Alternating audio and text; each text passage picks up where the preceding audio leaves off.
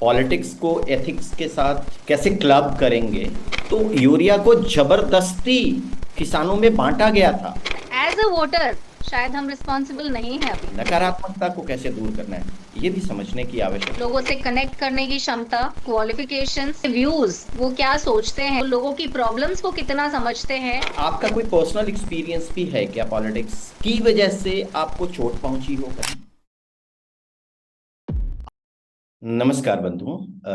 आज हम बात करने वाले हैं पॉलिटिक्स को एथिक्स के साथ कैसे क्लब करेंगे। तो मैं सिर्फ बात नहीं करने वाला हूं, मेरे साथ सुप्रीम कोर्ट की एक सम्मानित एडवोकेट हैं, अटॉर्नी हैं, सुमित्रा चौधरी जी। हम उनको बुलाते हैं और उनके साथ बातचीत करने का प्रयास करते हैं और ये देखेंगे, हम आज की तारीख में हम ये देखेंगे कि पॉलिटिक्स में क्या एथिक्स को फॉलो किया जा रहा है, अगर किया जा रहा है तो कैसे, और वास्तव में अगर वो नहीं है तो होना क्या चाहिए।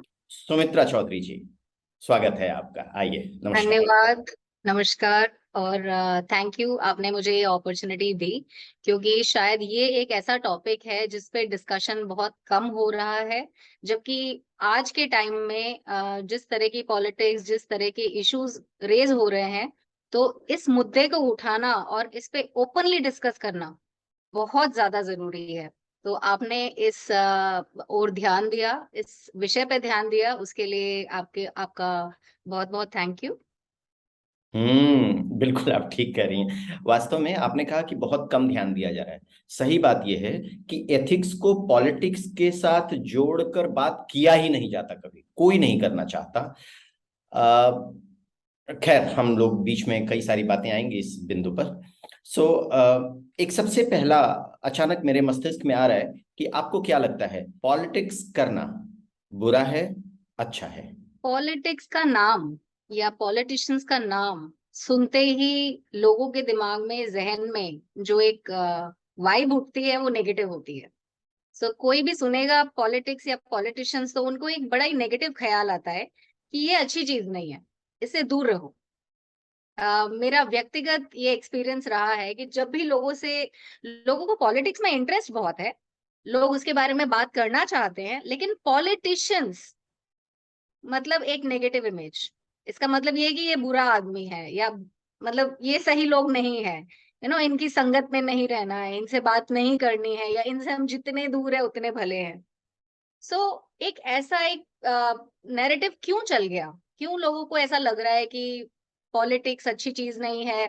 कई बार जैसे इवन ऑफिस में एक जनरल टर्म भी पॉलिटिक्स यूज किया जाता है ना, कि ये ऑफिस पॉलिटिक्स है या ये हम्म। यहाँ की पॉलिटिक्स है। तो हम्म। वो उसको बड़ा नेगेटिव वे में यूज किया जाता है कि पॉलिटिक्स एक गंदी चीज है। मतलब अगर आप किसी के साथ कुछ पॉलिटिक्स कर रहे हो तो आप उसके साथ कुछ गलत कर रहे हो। आप कहीं ना कहीं उसके अधिकारों का हनन कर रहे हो। आप कहीं ना कहीं उसको नुकसान पहुंचा रहे हो। तो एक जो जनरल नैरेटिव है पॉलिटिक्स को लेके, वो ये है कि ये गलत चीज है।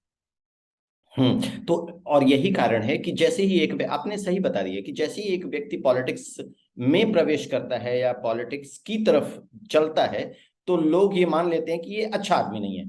ऐसा आपको लगता है? बिल्कुल सही कहा आपने। आदमी हो या वुमेन हो, कोई हाँ। भी अगर पॉलिटिक्स में जा रहे हैं तो उनका एक फ्रेम इस तरह का बना होता है कि अच्छा, ये या तो बहुत तेज है, या इनके पास बहुत पैसा है, या ये बाहुबली है, तो ही ये इस तरह की चीजें कर सकते हैं या पॉलिटिक्स में आ सकते हैं, वरना ये पॉलिटिक्स में नहीं हो सकते। नहीं आ सकते हैं, ये मुख्य बात है। और यही मैं लोगों को बताना चाहता हूं, बल्कि आपके द्वारा, आप जैसे ग्रे माइंड्स के द्वारा मैं चाहता हूं लोगों को तक ये बात पहुंचे कि पॉलिटिक्स। मैं आपको एक उदाहरण देता हूं। आप आप चावल खाती हैं घर में, जी। गेहूं खाते हैं, हम लोग गेहूं का आटा खाते हैं। जो गेहूं का आटा आप खाते हैं, आपको लगता है कि वो प्योर होता है, हाँ या ना? अम, अगर हाँ सामने पिसवा के लेके आए हैं तो लगता है प्योर है, अगर वो रेडीमेड ला रहे हैं तो कहीं ना कहीं मन में शंका होती है कि शायद सही नहीं है। ठीक है, अगर सामने भी गेहूं का आटा पिसवाएं तो क्या उसमें यूरिया नहीं है? है, बिल्कुल है। तो प्योर कैसे हुआ? समझ गई बात बिल्कुल। मेरी? अब देखिए, क्या आपके पास ऑप्शन है कि आप बिना यूरिया के खरीद कर खा सकें? नहीं है ना। कोई ऑप्शन आपके पास नहीं। आपका मतलब कि हम लोग बात कर रहे हैं तो मैं आपकी बात कर रहा हूं। कोई भी, मैं आप कोई भी, किसी के पास ये ऑप्शन नहीं है। अब देखिए तमाशा, यूरिया जब यूरोप से भारतवर्ष में लाया गया था, आज के लगभग 50-55 वर्ष पहले, जी। तो यूरिया को जबरदस्ती किसानों में बांटा गया था। पॉपुलर स्कैम है। राइट, जबरदस्ती बांटा गया था। हमारे गवर्नमेंट ने बंटवाया था, सेंट्रल गवर्नमेंट ने, कि भैया इसको बांटो जबरदस्ती, दिखाओ कि इसका फायदा है। और जब फायदा हुआ तो लोगों को बेचना शुरू कर दिया गया। जी। क्या बेचा गया? विष। बिल्कुल। क्लियर है ना? जी। यूरिया विष है, ये बात सब जानते हैं। जी। लेकिन मेरे पास, हमारे पास कोई ऑप्शन नहीं है। तो इसका क्या अर्थ हुआ कि मैं, आप यदि पॉलिटिक्स में इंटरेस्ट नहीं भी रखते हैं तो पॉलिटिक्स से प्रभावित होते हैं। डेफिनेटली 100% सही बात है। अगर हम इंटरेस्ट नहीं लेंगे तो प्रभाविता समाप्त थोड़ी ही होगी। हाँ, लेकिन अगर हमने इंटरेस्ट लिया तो हमारी प्रभाविता कम हो सकती है और समाप्त भी हो सकती है। बहुत बहुत सही पॉइंट आपने उठाया है। हम आगे डिस्कशन में जरूर इस पॉइंट पे आते कि पॉलिटिक्स में भाग लेना, हाँ। भाग दो तरीकों से लिया जा सकता है। हाँ। पॉलिटिशियन बन के या एक अच्छा वोटर बन के। हाँ। तो इन दोनों में ही कितनी जिम्मेदारी है, इन दोनों में कितनी अकाउंटेबिलिटी है, वो आपके इस एग्जाम्पल से हमें समझ में आ गया कि ये हमारी लाइफ को कैसे इम्पैक्ट करता है। हर पॉलिटिकल डिसीजन हमारी लाइफ को कहीं ना कहीं छूता है और इम्पैक्ट करता है। लेकिन एज अ वोटर शायद हम रिस्पॉन्सिबल नहीं है अभी भी। नहीं है, नहीं है। ओके, ठीक है। तो एक बिंदु है मेरे पास कि पॉलिटिक्स और एथिक्स के बीच में क्या रिलेशन होता है? पॉलिटिक्स बेसिकली लोगों के वेलफेयर के लिए है, और एथिक्स हमारी वो वैल्यूज हैं जो शायद सालों से, वर्षों से, सेंचुरीज से हम फॉलो करते आए हैं, जिसमें मोरालिटी की बात होती है, जिसमें ये कहा जाता है कि एक समाज में किसी को कैसे बिहेव करना चाहिए, या फिर इस तरह के प्रिंसिपल्स। क्योंकि हमारे इस तरह के आदर्श लेके बहुत सारे महापुरुष हुए हैं, बहुत सारे एग्जाम्पल्स हैं जिनको देख के हम सोचते हैं कि हाँ, इस तरह के आदर्श हमारे होने चाहिए या इस तरह की वैल्यूज हमारी होनी चाहिए। और ये वैल्यूज पॉलिटिक्स में होना इसलिए जरूरी है क्योंकि वहां आप डील कर रहे हैं लोगों की जिंदगियों से। और वो कम लोग नहीं है, वो आपका पूरा देश है। मास, पूरा मास से आप कर रहे बिल्कुल। तो आपका एक एक छोटा मोटा फैसला भी लाखों करोड़ों लोगों को इम्पैक्ट करता है। हैं। तो कहीं ना कहीं आप अगर एथिकल नहीं रहेंगे तो वो एक डिसीजन जो है वो एडवर्सिटी में कन्वर्ट हो सकता है। वो ऐसी सिचुएशंस क्रिएट कर सकता है कि देश अनस्टेबिलिटी की ओर, पॉलिटिकल अनस्टेबिलिटी की ओर, या इकोनॉमिक डिवास्टेशन की ओर चला जाए। तो बहुत जरूरी है कि पॉलिटिक्स में एथिक्स हो। मैं ये नहीं कह रही हूँ कि हर डिसीजन में एथिक्स, क्योंकि कई बार ऐसा होता है कि कुछ ऐसे डिसीजंस लेने पड़ते हैं और वो देश हित में होते हैं। हो सकता है वो एथिकल ना हो लेकिन वो देश हित में हो। हम्म। तो कई बार उन एथिक्स को सैक्रिफाइस करके देश हित में बड़े फैसले लेना बहुत जरूरी होता है। हम्म। लेकिन हमारे हर फैसले में कोशिश यही होनी चाहिए कि एथिकल। सी, एथिक बहुत छोटी सी चीज है, इतनी बड़ी चीज नहीं है। आपकी सच्चाई, आपकी लॉयल्टी, ऑनेस्टी, आप किसी चीज को कितनी इंटेग्रिटी से कर रहे हैं, ये सब एथिक्स का पार्ट है। एथिक्स कोई बड़ी चीज नहीं है जिससे किसी को नुकसान हो जाए, लेकिन एथिक्स फॉलो करने से फायदा होने के ज्यादा चांसेस है। अब क्या होता है कि अगर हम एथिकल नहीं है, हम्म। अगर कहीं ना कहीं हम सेल्फ इंटरेस्ट देख रहे हैं, अगर हमारी ग्रीड हमारे देश के हित से ज्यादा बड़ी है, या अगर हमारा कोई ऐसा पर्पस है जिससे हम बहुत ही एक छोटे से समुदाय को फायदा पहुंचाने के लिए बहुत बड़े एक ग्रुप को नुकसान पहुंचा रहे हैं, तो यहाँ पे एथिक्स बहुत जरूरी हो जाती है, जहां पे आप एथिक्स को देखें। तो इस तरह के जो फैसले हैं, अगर वो एथिकल तरीके से लिए जाएं, अगर वो कंट्री के वेलफेयर में लिए जाएं, क्योंकि हम तो वासुदेव कुटुंबकम मानने वाले हैं।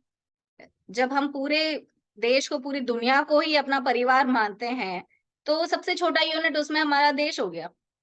और उससे भी छोटा यूनिट जो पॉलिटिशियंस जिस जिस कॉन्स्टिट्यूएंसी से आते हैं वहां के हो गए। तो आप सबसे पहले उस चीज को प्रोटेक्ट करेंगे और उसके बाद आप लार्जर इंटरेस्ट में देखेंगे, बिकॉज ऑब्वियसली हर किसी की अथॉरिटी एक सर्टेन लिमिट तक ही है। तो आपकी जहां तक, जिस लिमिट तक अथॉरिटी है, वहां तक आप जो फैसले लेते हैं, अगर वो एथिक्स के साथ लिए गए हैं और वो देश हित में है, तो आई थिंक एथिक्स के बिना पॉलिटिक्स हो ही नहीं सकती।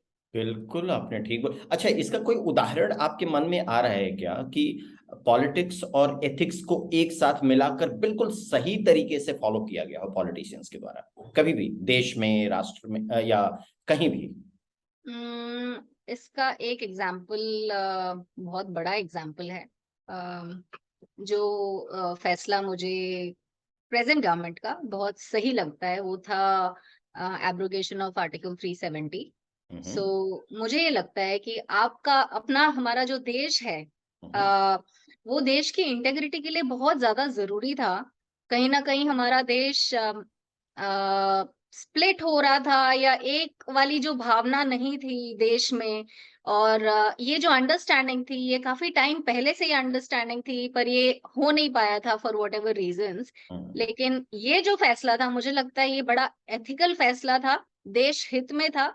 और पॉलिटिशियंस मतलब पॉलिटिक्स के साथ एथिक्स का एक बहुत अच्छा एग्जाम्पल है कि कहाँ आपको अपने देश को, देश सर्वप्रथम उसको जोड़ के रखना है। और किस तरह की परेशानियां देश के किसी भी कोने में अगर कोई है और उस परेशानी से गुजर रहा है, तो वो हमारा फैमिली मेंबर है, उसको उस परेशानी से निकालना पॉलिटिशियंस का काम है, बिकॉज लार्जर गोल तो यही है। बिल्कुल, बिल्कुल जी। ठीक बोला आपने। हाँ, तो इस तरीके से क्या कोई नेगेटिव एग्जाम्पल भी है जिससे हमको सीख सकते हैं? नेगेटिव एग्जाम्पल, पॉलिटिक्स के साथ एथिक्स को मिलाकर काम नहीं किया गया हो, कुछ नेगेटिव एग्जाम्पल हो जिससे हमें आज की तारीख में या हमारे यंग पॉलिटिशियंस को आज की तारीख में सीखना चाहिए। Negative examples, negative examples politicians का कंट्री लेवल पे नहीं, लेकिन स्टेट लेवल पे मैं एग्जाम्पल देना चाहूंगी।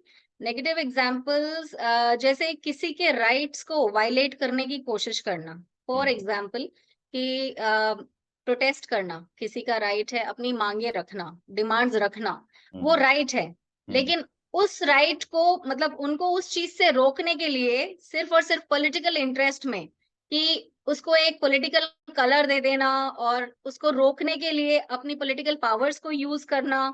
आई हम्म। थिंक ये एक बहुत ही गलत तरीका है, जहाँ पे पॉलिटिशियंस अपनी नेगेटिव इमेज शो करते हैं कि जहाँ पॉलिटिशियंस कौन है, वो है पब्लिक के रिप्रेजेंटेटिव। हम्म। उनको पब्लिक ने चुना, अपनी हम्म। आवाज बनाकर भेजा। हम्म। अगर वो पब्लिक की आवाज नहीं बन सकते, सही को सही और गलत को गलत नहीं बोल सकते, तो हाँ, वो पब्लिक के रिप्रेजेंटेटिव है ही नहीं। बिल्कुल। इसका मतलब तो ये है कि वो पिट्ठू है, जो मतलब जो चीज उनके फेवर में है वो बोल रहे हैं, और नहीं, और जो फेवर में नहीं है, मतलब ब्लैक को ब्लैक और व्हाइट को व्हाइट अगर आप नहीं बोल सकते, तो आप एक पब्लिक रिप्रेजेंटेटिव होने के लायक ही नहीं है। तो जिस जगह पे आपको सही स्टैंड लेना चाहिए, वहां पे आप खड़े होकर अपनी आवाज उठाए, अपने लोगों के लिए आवाज उठाए और उनका साथ दें। तो वो हुआ पॉजिटिव एग्जाम्पल। और जहां आप चुप हो गए और आपने अपने आप को बस बचाने की कोशिश की, ये देख के कि मेरा फायदा किस चीज में है, और मैं कुछ बोलूं तो ये मेरे अगेंस्ट हो जाएगा, तो वो एक हम्म। नेगेटिव एग्जाम्पल है। बिल्कुल, बिल्कुल, बिल्कुल, बिल्कुल इस तरह से।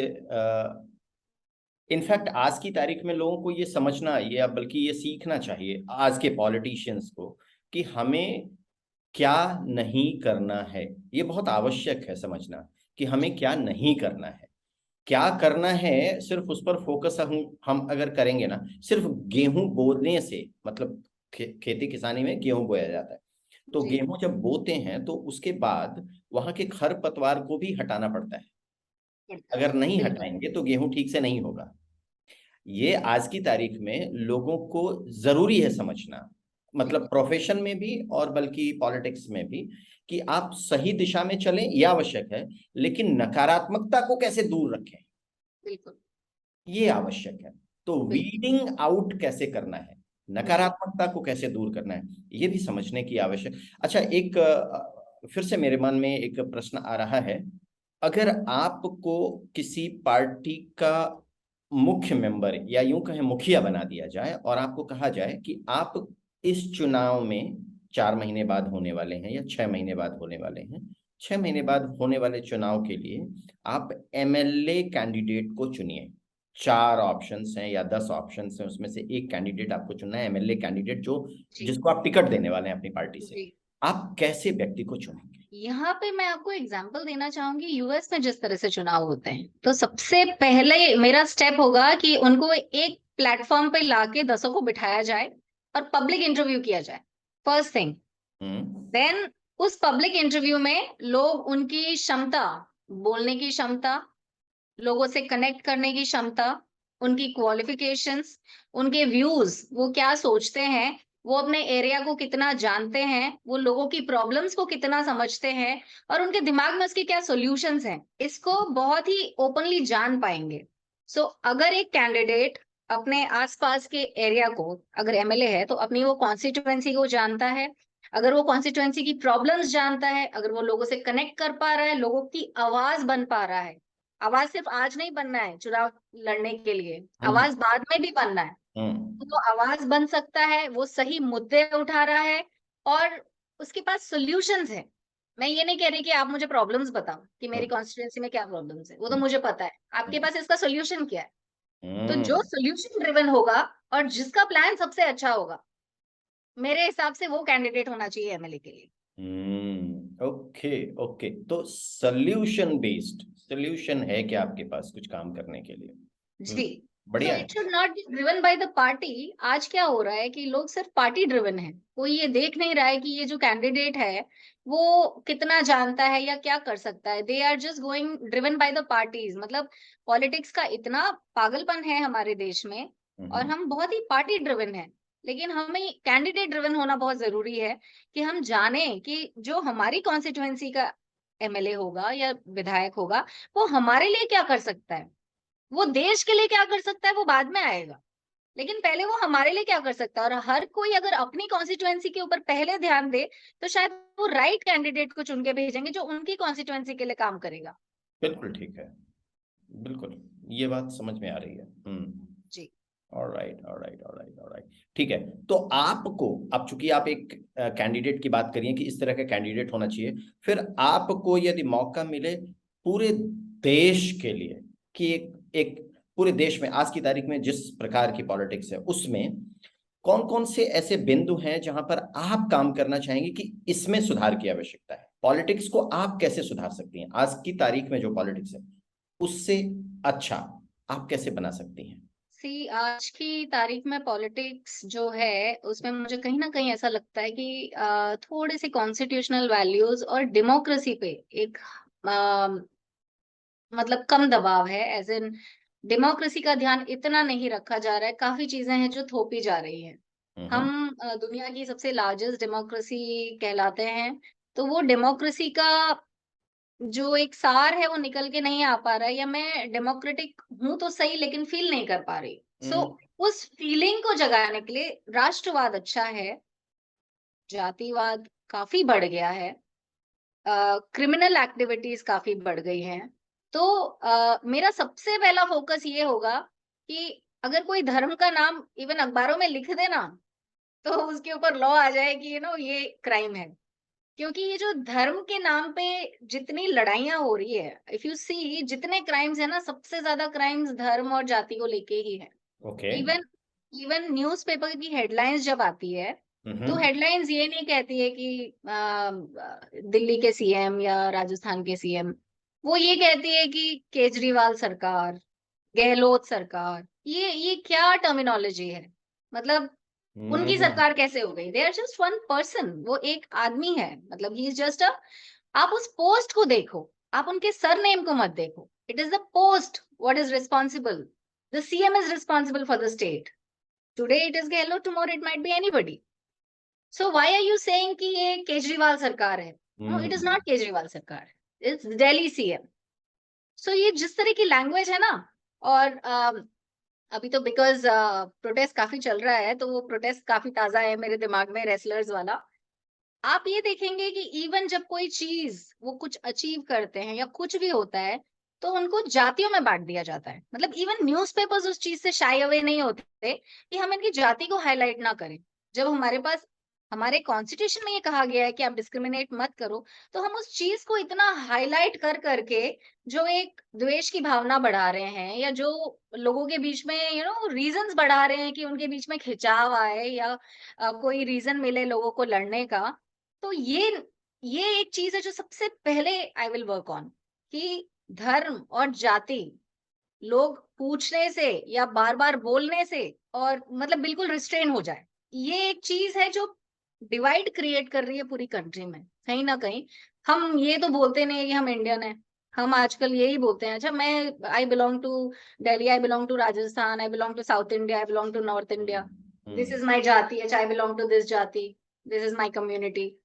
सो हम्म, ये डिवाइड इतना ज्यादा हो रहा है ना कि लोगों के बीच में खिंचाव आ गया है। I had studied in metros always, तो मुझे सरनेम से ये जान मतलब पता ही नहीं था कि सरनेम से आप इनकी जाति पता कर सकते हो। I was not aware for a very very long time, maybe until last 10-15 years।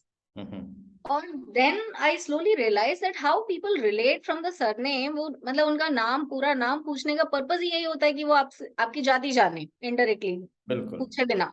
बिल्कुल। And that really, I was very shocked that आप मेरी जाति जान के क्या करोगे? When you are assessing me as a person, when you are talking to me as a person, we are talking on common topics या of general discussion, whatever is of importance to you and me, then how does my surname or my caste affect that discussion? So I understood. think that is somewhere I really feel that वो एक ऐसी चीज है, धर्म और जाति, जिसने हमारे कंट्री को काफी पीछे पिछड़ा कर दिया है। ऑल्दो ये देन, जो भी हम कहते हैं कि ये देन ब्रिटिशर्स की थी, डिवाइड एंड रूल वाली पॉलिसी, लेकिन ये बहुत गहरा असर छोड़ गई है हमारी कंट्री पे। और ये एक ऐसा गैप है जो फुलफिल नहीं हो पा रहा है, ये फिल नहीं हो पा रहा है। तो आई थिंक ये एक लकूना है जहां मैं काम करना चाहूंगी। हम्म, और राइट, सही है, आपने बिल्कुल ठीक इससे तो पॉजिटिव इम्पैक्ट आएगा अगर इस पर काम हो जाए। और इससे पॉजिटिव इम्पैक्ट किसी एक स्पेसिफिक डेमोग्राफी में नहीं आएगा, एक एरिया में नहीं आएगा, ऑल ओवर द कंट्री आएगा, all over the absolutely, country. और इसका एब्सोल्युटली। एक बड़ा बड़ा योगदान होगा भारतवर्ष को समृद्ध और एक बनाने में। जी। बिल्कुल ठीक आपने बोला। आपका कोई पर्सनल एक्सपीरियंस भी है क्या पॉलिटिक्स की वजह से आपको चोट पहुंची हो कहीं? पर्सनल एक्सपीरियंस पॉलिटिक्स की वजह से चोट पहुंचने की, ऐसा मेरा कोई पर्सनल एक्सपीरियंस नहीं है। हम्म, लेकिन as a voter, as a citizen of this country, obviously जो पॉलिटिकल डिसीशंस हैं हम्म, उनसे कहीं ना कहीं मुझे नुकसान पहुंचा है हम्म, कुछ जगहों पे। जैसे एक बहुत छोटा सा एग्जांपल दूंगी। It was related to the subsidy, subsidy of the cylinder, है ना, कि आप अपनी सब्सिडी छोड़ दीजिए सो दैट हम यहाँ कुछ लोगों को, दूसरों को सब्सिडी दे देंगे ताकि वो उस चीज को यूज कर पाए। और बहुत लोगों ने वॉलंटरली जाके उसको छोड़ छोड़ा। दिया। हाँ, बट देन लेटर ऑन जब वो चीजें पता चली दैट ओके सब्सिडी तो गई गई, अब तो even cylinder prices have gone so high, and उस पे कोई रोक नहीं है और उस पे कोई देखा भी नहीं जा रहा, और जिन लोगों को मिलना चाहिए था बेनिफिट शायद उनको भी नहीं मिला। तो that is where it hurt. So anything, hmm, any political decision जहां मेरी पॉकेट में 1 रुपए का भी नुकसान हो रहा है, तो इट हर्ट्स, हम्म, राइट? क्योंकि पॉलिटिकल डिसीजन मुझे कैसे इम्पैक्ट कर रहे हैं, मैं उसको कैसे मेजर करूंगी? मैं उसको हम्म, मेजर करूंगी कि उसका असर मेरे पॉकेट पे क्या हो रहा है। So hmm, today, if the petrol prices, if the fuel prices are really high, that is impacting my pocket. If hmm, if the जो हमारी मार्केट में कॉस्ट इंक्रीज हुई है हर चीज की, that is impacting me. तो I will assess the political decisions या political performance based on that, because that is what is impacting me directly. Understood, या जी। Okay. So I think it is the inflation, it is the it is the opportunities जो लोगों को नहीं मिल पा रही है। अगर मैं देखती हूँ कि मेरे आसपास इतने लोग अनएम्प्लॉयड घूम रहे हैं, तो मुझे लगता है that is a political failure. whoever it is, it might be the state, it might be the center, but it is a political failure. We are not able to do anything for them, या फिर they are not able to come up, या फिर बहुत सारी चीजें हैं जो हम नहीं रेगुलेट कर पा रहे हैं, तो शायद वो एक फेलियर है, इट इज इम्पैक्टिंग मी। कोई ऐसा एग्जाम्पलरी पॉलिटिकल डिसीजन है आपके नजर में जिसके कारण आप भारतीय होने पर गर्व करती हो? Exemplary political decision, मैं I would like to give recent examples। मैं भारतीय होने पर गर्व तो मुझे हर ही डिसीजन में, जो जो इंटरनेशनल लेवल्स पे होते हैं हमारे डिसीजंस, उसमें होता ही है। Definitely we stand with our government. उनके जो भी डिसीजंस होते हैं कि हाँ, अगर उन्होंने इंटरनेशनल लेवल पे एक सर्टेन डिसीजन लिया होगा तो उसका क्या इम्पैक्ट है वो हम असेस करते ही हैं। बट मैं एक छोटे लेवल पे एग्जाम्पल देना चाहूंगी। जब हम दूसरी कंट्रीज से अपने आप को कंपेयर करते हैं, तो हम ये डेफिनेटली सोचते हैं कि जिस तरह की पॉलिसीज वहां पे लागू की गई हैं उस तरह की पॉलिसीज हमारी कंट्रीज में भी हो, या हमें भी उस तरह का फायदा मिले। जैसे for example US, UK, Canada हम देखते हैं तो जो बुजुर्गों को पेंशन मिल रही है या जो उनके पास मेडिकल और हेल्थ की फैसिलिटीज है, तो हमें लगता है कि हमारे देश में भी इस तरह की कोई ना कोई पॉलिसी होनी चाहिए, या हमारे देश में भी लोगों को इस तरह से ये फैसिलिटीज मिलनी चाहिए कि हम भी एक बहुत बड़ी डेमोक्रेसी का पार्ट हैं, और हमारी गवर्नमेंट को भी सोचना चाहिए इस डायरेक्शन में कि वो ये फैसिलिटीज हमें प्रोवाइड कराए। जैसे वहां पे एजुकेशन है तो बच्चों की एजुकेशन 12th तक फ्री है, यू नो कि हाँ वो गवर्नमेंट की तरफ से प्रोवाइडेड होती है। तो क्यों नहीं हमारी कंट्री में इस तरह का कुछ आए? क्यों हमारी कंट्री में हर चीज जो इतना प्राइवेटाइज हो गया है, जो इतना कॉस्टली और एक्सपेंसिव हो गया है अफोर्ड करना, ये तो एक बेसिक चीजें हैं जो गवर्नमेंट को देनी थी। तो हमारी कंट्री जब जब हम अपने आप को इतनी बड़ी डेमोक्रेसी कहते हैं तो ये चीजें क्यों नहीं इम्प्लीमेंट है? तो इस लाइन में आपको मैं एग्जांपल देना चाहूंगी राइट टू हेल्थ बिल का। अभी रिसेंटली बड़ा प्रोटेस्ट हुआ था इसमें, इसीलिए ये मेरे जहन में है। राजस्थान में right to health bill pass हुआ था, और काफी अच्छे उसमें उन्होंने ना सिटीजन सेंट्रिक सर्विसेज और सिटीजन सेंट्रिक राइट्स को मेंशन किया था, जिसमें डॉक्टर्स ने काफी प्रोटेस्ट किया था। So I think right to health bill एक ऐसा है पूरे देश में कहीं नहीं है, और Rajasthan was the first country to sorry first state to actually initiated. So on an international level जब हम देखते हैं कि लोगों को राइट टू हेल्थ है ना, इंटरनेशनल लेवल पे लोगों की जिंदगी की बहुत कीमत है, लेकिन इंडिया में लोगों की जिंदगी की कीमत नहीं है, क्योंकि हमने बहुत सारी न्यूज पढ़ी है जहां 20 रुपए के एक इंजेक्शन के लिए एक छोटा बच्चा बुखार में मर गया and he was not taken care of. So मतलब इस तरह की बहुत न्यूज है जो हर रोज ही शायद अखबारों के पन्ने भरे हुए होते हैं, and we feel so helpless that we are not able to do anything towards this. तो इंटरनेशनल लेवल पे एजुकेशन, इंटरनेशनल लेवल पे हेल्थ फैसिलिटीज, इंटरनेशनल लेवल पे जो फैसिलिटीज एक सिटीजन को मिल रही है उनकी कंट्री में, इस तरह के कोई जो इनिशिएटिव्स हमारे कंट्री में लिए जाते हैं, जैसे कि ये राइट टू हेल्थ वाला बिल, ये एक इनिशिएटिव है जो लिया गया। तो आई थिंक ये चीजें हैं जो प्रमोट करनी चाहिए। ये एक अच्छा डिसीजन है, जिस तरह की चीजें आनी चाहिए ताकि एक सिटीजन की जो बेसिक नीड्स है, 12वीं तक एजुकेशन बहुत बेसिक नीड हो गई है, आजकल ग्रेजुएशन कॉमन हो गई है, तो 12वीं तक एजुकेशन तो बहुत ही बेसिक नीड है। तो वो तो एक अच्छी एजुकेशन 12वीं तक फ्री में अवेलेबल होनी ही चाहिए। मेडिकल, बेसिक मेडिकल जो है एटलीस्ट वो तो अवेलेबल होना ही चाहिए, ठीक है बाकी का इंश्योरेंस से कवर हो जाए, लेकिन बेसिक मेडिकल तो होनी चाहिए। उसी तरह से एक बेसिक फ्रेश एयर, खाना पीना, एज इन पानी, मतलब कोई ऐसे माल न्यूट्रिशन से नहीं मरे जा रहे हैं, उनको ढंग का पानी नहीं मिल रहा है पीने के लिए, तो क्लीन वाटर, क्लीन एयर, ये तो हमारे सबके फंडामेंटल राइट्स है। अगर आज तक इन्हीं सब चीजों पे काम नहीं हुआ है तो हम डेमोक्रेसी के 70-75 सालों से क्या करें? What have we done? इससे तो बढ़िया अंग्रेजों के राज में उन्होंने कितना कुछ हमारे लिए कर लिया था।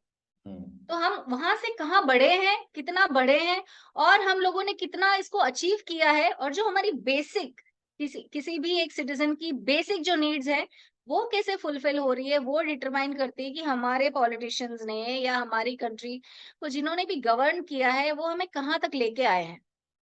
जो मुझे ये लगता है कि हम अभी कहीं नहीं पहुंचे, क्योंकि हमारी बेसिक नीड्स फुलफिल नहीं हो रही है। हम इंटरनेशनल प्लेटफॉर्म में अपने आप को बहुत आगे पहुंच चुके हैं, लेकिन वो एक बहुत ही छोटा सा स्ट्रेटा है, वो एक बहुत ही छोटी सी क्लास है जो वहां तक पहुंची है। जो एक्चुअल इंडिया है वो आज भी अपने बेसिक नीड्स के लिए वेट कर रहा है। Alright, alright, alright. सो आपके अनुसार कोई दो ऐसे पॉलिटिकल एक्शंस जो भारतवर्ष को, एक राष्ट्र को चेंज कर सकते हैं एथिकली, दो ऐसे पॉलिटिकल एक्शंस, वो कौन से हो सकते हैं आज की तारीख में, नए एक्शंस? पॉलिटिकल एक्शन, सबसे पहले तो पॉलिटिक्स को साफ करने की बात करूंगी मैं। तो सबसे पहला एक्शन जो रिलेटेड है पॉलिटिशियन से ही, जहां भी किसी पॉलिटिशियन का क्रिमिनल रिकॉर्ड या कुछ भी है उसको मतलब कंप्लीटली डिलीट कर देना चाहिए पॉलिटिकल सिस्टम से, कि वो चुनाव लड़ ही ना पाए, वो आए ही ना इसमें। अगर किसी ने कोई क्राइम किया है, अगर उसकी इतनी क्रिमिनल प्रवृत्ति है, अगर वो मतलब इंडिविजुअल लेवल पे ही एथिकल नहीं है तो कंट्री के लेवल पे वो क्या करेगा? राइट। तो उस तरह के लोगों को पॉलिटिक्स में से बिल्कुल हटा देना चाहिए। दूसरा, ये जो पार्टी बदलने की प्रक्रिया है, जो लोग एक पार्टी से दूसरी पार्टी में शामिल होना, दूसरी पार्टी से इस पार्टी, आई थिंक उनके लिए पॉलिटिक्स बैन हो जानी चाहिए। बिल्कुल। हाँ, आप जब भी मतलब जो भी सोच के ज्वाइन करें, उनके लिए पॉलिटिक्स बैन ऐसे होनी चाहिए कि वो अगर एक पार्टी से दूसरी पार्टी में जाना चाहे तो उनको कम से कम 5-6 साल का गैप होना चाहिए कि अब आप 5-6 साल बैठ जाओ, अब आपको कुछ नहीं करना, फिर आप दूसरी पार्टी ज्वाइन करना। तब तक आप उस पार्टी को समझो, उसकी आइडियोलॉजी को समझो, आप देश के लिए क्या करना चाहते हो उसको समझो, और फिर वो पार्टी आप ज्वाइन करना। और पार्टीज को भी ज्वाइनिंग कराने के नॉर्म्स बहुत स्ट्रिक्ट कर देने चाहिए।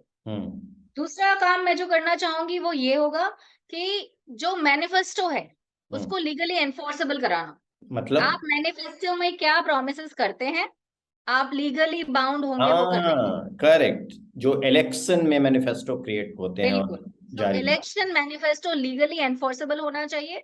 आई थिंक तब ये पार्टीज जो झूठे झूठे वादे, बड़े बड़े वादे, लोग बहुत भोले भाले हैं हमारे देश के, है ना। और जो सबसे बिल्कुल।